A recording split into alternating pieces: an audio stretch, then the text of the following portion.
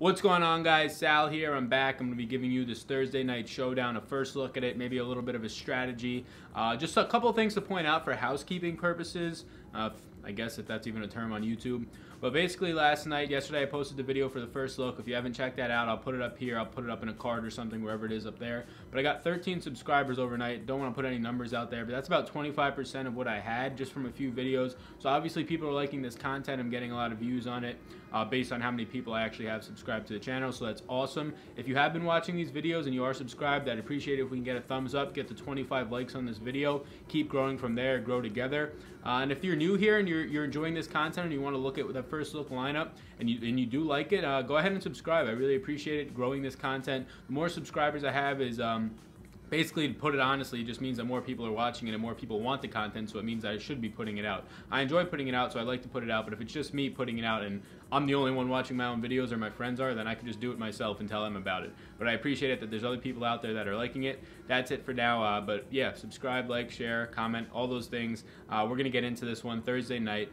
So we got it right here. We're looking at the showdown slate for Thursday night. This is just that a $10 buy-in. I didn't put out a Monday night video. I just couldn't get it out in time. It would have been out for only 2 hours. It wouldn't really have benefited anybody. I did have every single player that went off, but the one lineup that I had them all, I didn't have Devontae as the captain, sadly. I actually had Goodwin as the captain, but it's just when there's high-scoring games or there's two good offenses, and the 49ers aren't a good offense, but they have definitely a lot of people who are They have definitely a lot of people who are capable of scoring touchdowns and just getting yardage, and Beathard's definitely a capable quarterback. Obviously, the Packers have a lot of weapons. Those are the games where you're going to see a lot of splits at the top. So we saw the top prize last night was split like $1,600 between a ton of people. This game that we have is nothing special. These Broncos in Arizona, two of the slowest paced teams, Arizona being the slowest paced team up there with Miami. But I like these slates because there's a potential for you to win it all. So there's a lot of players who you don't really know too much about, and we'll get into that. You know David Johnson.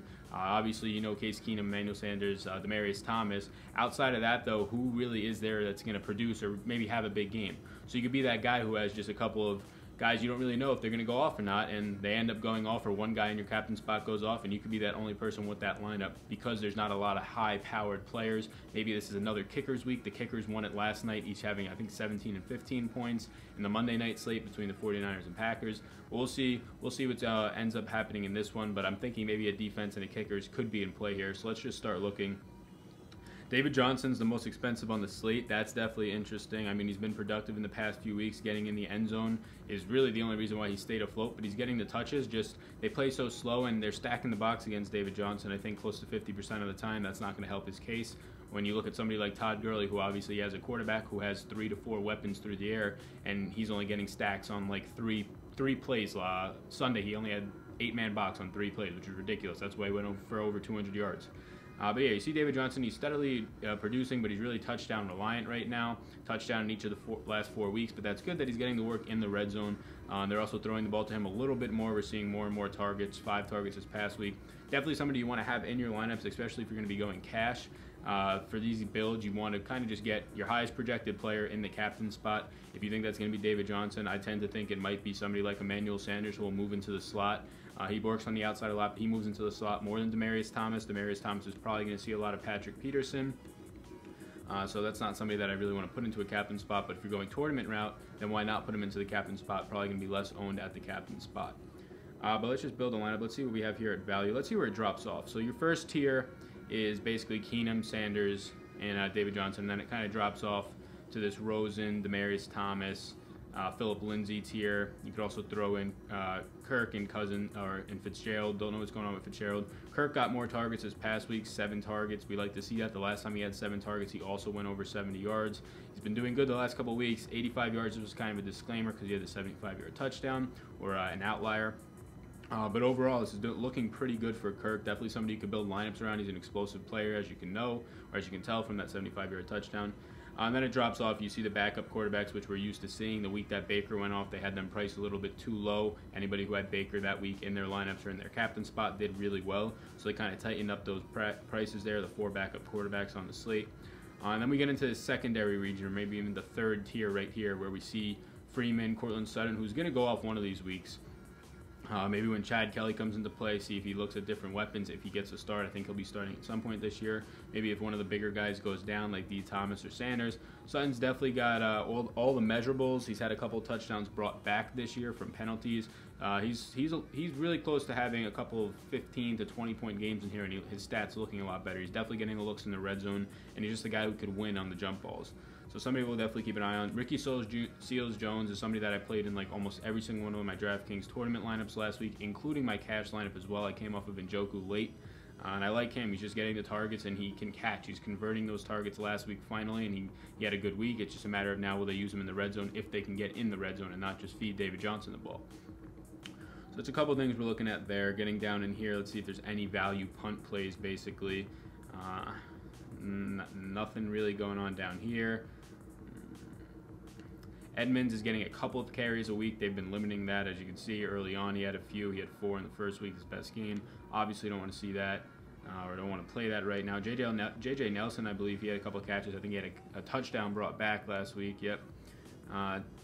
Hamilton from Penn State, he had a couple of good catches last week, but nothing this past week or the week before this past week. The tight end here, Herman, he's actually been getting some work. He had that big game on Monday night, or big game just meaning 57 yards, but he had 7 targets. All right, so we have some value down here, definitely with the tight end. He's only 2,800. Hamilton maybe at 1,000. And then we're looking at the kickers range here. So let's do this to see what we can work with. Let's just throw McManus in here. Let's throw both kickers in here and just see what we could work with from there. Then you get up to $10,000 spend. And here we don't have a lot of high-priced guys as we did in last night's game because you had so many guys who could actually score. The tight ends were both great last night. So let's say if we were to build a cash lineup and just go heavy on the top and David Johnson against Denver. Denver's rush defense is really bad. As you can see, Todd Gurley went off against them. It's just a matter of can David Johnson get a couple of blocks because we know what he could do after that in open space, especially in the passing game. Let's say you put David Johnson in there. You have $8,700 now to spend elsewhere. Let's see what we do if we have Ricky Seals-Jones, and now you can basically buy whoever you want. You can throw Sanders in, you can throw Keenum in, and that's a lineup right there. So this is a lineup if you want to go double kicker. If you don't want to go double kicker, you want to come off of one of the kickers. I like McManus better, definitely better from the 50-plus yard range. He hasn't made any this year, though. Oh, no, he made 2 the first week, but definitely better from that opportunity range. If you come down here now, you could fit Sutton. You can come off of kicker and play Sutton. I probably like that more. But this could be a game 24-27. The kickers are getting you like 10 points each or in around that range maybe. 27, 31, 27, somewhere in there. That's definitely too high, actually. Now that I'm actually thinking about these teams, we're going Arizona and the Cardinals. So this actually might be a really good game to go double kickers here. Now I'm thinking this through more on first look. You're thinking Arizona and the Broncos. So Arizona, what? Maybe at tops they're going to score you 24 points. That's 3 touchdowns in there. I don't know if that's going to be the case. This could really be like a 17-13 type game. It could be really low scoring. Over-under's probably not above 45. I could definitely check that out. But this is a lineup that I would use for cash. David Johnson, if you don't want to go all the way up there, but you still want him in your lineup, you could, a build that I like, probably for tournaments too. I love Seals-Jones. He's just getting constant targets, like I said. And if he could just convert one of these into a touchdown, that makes his last week at 17 points. In your captain spot, you take half of that. He's getting you 25 points in the captain spot out of a tight end, and he's only costing you $6K. He allows you to get everybody else in there. If that's the route you want to go, I could definitely see him breaking off 2 touchdowns in a game. Obviously, again, we're talking about the Cardinals here, so I'm not sure how much you want to stack heavy on the Cardinals side of the ball. This could be a very low-scoring game. Like I said, I like the kickers. If we also want to look the other side of it here, I think the Broncos defense is going to be a solid play, a very heavily owned play. We saw, I think, week 1 with the Jets. If you had them in your captain spot on that slate, I think they won that week, whoever had the Jets. It split between a bunch of people. But if you had the Jets, I don't know why I'm typing Jets in to see if they're there. But yeah, so if you have the Broncos in the captain spot now, it's going to be a little more expensive than Sutton. But it increases value because not a lot of people are going to have the Broncos in the captain spot. And then you can go through, you can play every single guy you want. Again, I like Ricky Seals-Jones. I think he's very underpriced at $4K. I leaves you $8,500 now, so you can. D. Thomas, I want to stay away from. So if you have Kirk here, you want to just get another guy on that offense. That's 3 guys on the Cardinals, though. I don't know if I really want to do that. Keenum, we just miss out getting Keenum here. So let's see what we can do if we don't want to have 3 guys on that offense. So let's say David Johnson, I want to play against that bad defense, of course. Ricky Seals-Jones, I want to play Sanders. If you come off of him and you go Keenum, and just the opposite, basically. And then you can go Demaryius Thomas instead, or you can go Demaryius Thomas and Sanders if you don't want to touch the quarterbacks in this game. This is definitely probably not a slate that I'm going to go 2 quarterbacks on. I went two quarterbacks last night a lot.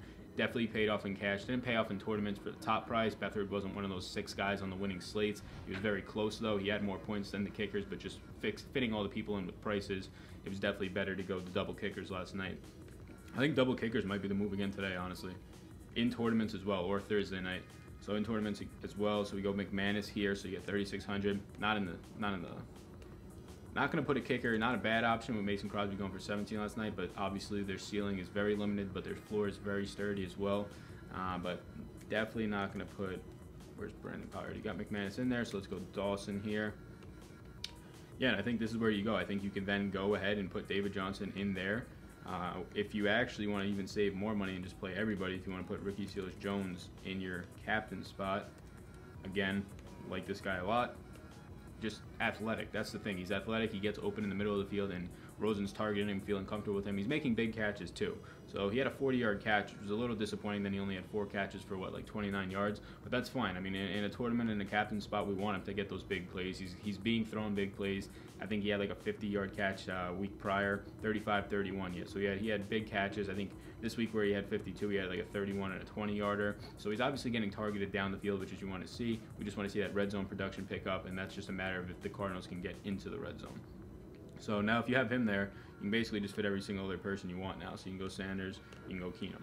This is a lineup that I definitely like if you want to go just a different route. It lets you get basically the top performers on each of the teams with David Johnson, Sanders, and Keenum. I don't really want to touch the rookie Rosen in this matchup at all against Denver, who's not the greatest pass defense, but they still have a good rush there, and then that can cause some kind of disruption for them. And you actually saw Bradley Chubb coming out last game getting sacks. If that opens up a little bit less pressure on Von Miller, it could be a big issue. That's why I kind of like the Broncos defense as well. So if you were to go in here and you were to go McManus, and instead you want Broncos D, and now since you have Seals-Jones, it's so cheap, you can come up with somebody at captain. We can probably maybe, I'm not thinking we can get Keenum in here, but this is just the build that I'm going for. So you can kind of get, I think you can, yeah. So you can get Keenum in there, Ricky Seals-Jones if you want. You could probably end up getting Emmanuel Sanders in there with that. But this is the kind of the lineup that I'm looking at. Definitely want to play David Johnson this week against a terrible Denver front, which they're good at causing pressure, but they just can't stop the run. Their linebackers are a little weaker than in years past. That defense is dragging down overall because of their rush defense being, I think, 31st or 32nd in DVOA. So just defensive ability above that average point basically is what we're looking at. Their variance above average. That's just down the line data for this type of stuff. But basically, it's just saying that they're bad, right? So they're bad on there. So I want David Johnson. I want him in the captain spot. I think he's going to be the higher projected player because the quarterbacks aren't going to get as much work in this game. I don't know the total off the top of my head right now.